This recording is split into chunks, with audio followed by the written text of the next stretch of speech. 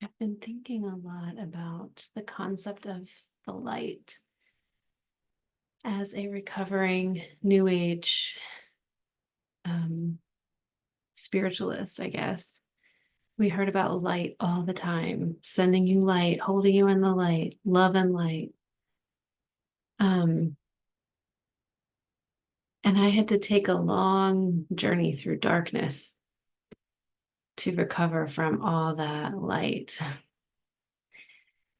And something I'm finding in my own journey and my own experience is that the darkness feels so much safer than the light. Uh, it feels private, um, more manageable, comforting. And I think that's because our concept of light is so imbalanced, and this light here is so bright. If I Once I get my hand close to it, it's too bright to see anything. It's sort of blinding, it's obscuring, annihilating. And in our culture, we are a culture of this kind of light, neon light, the light of the laboratory or the surgical suite or the TV stage, the recording studio, the light of the microscope.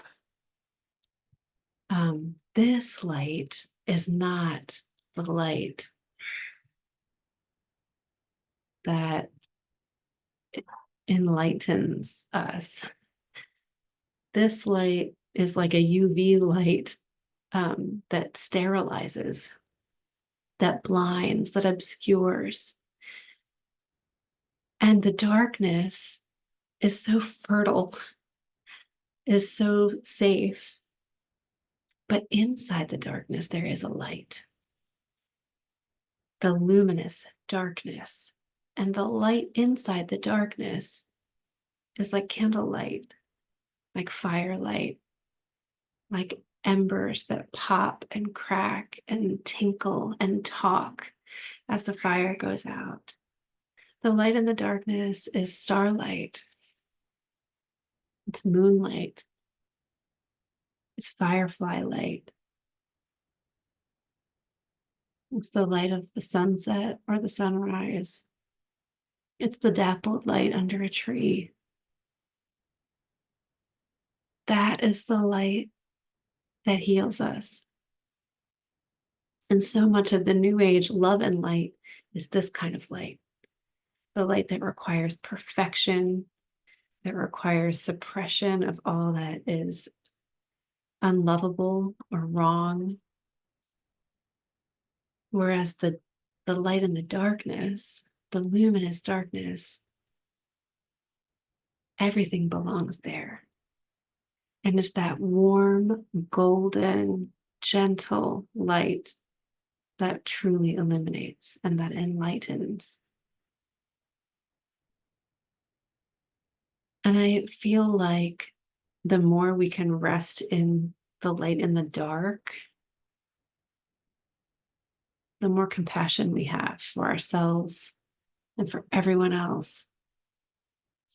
And when we start to recognize the fluorescent light as what it is, sterilizing, annihilating,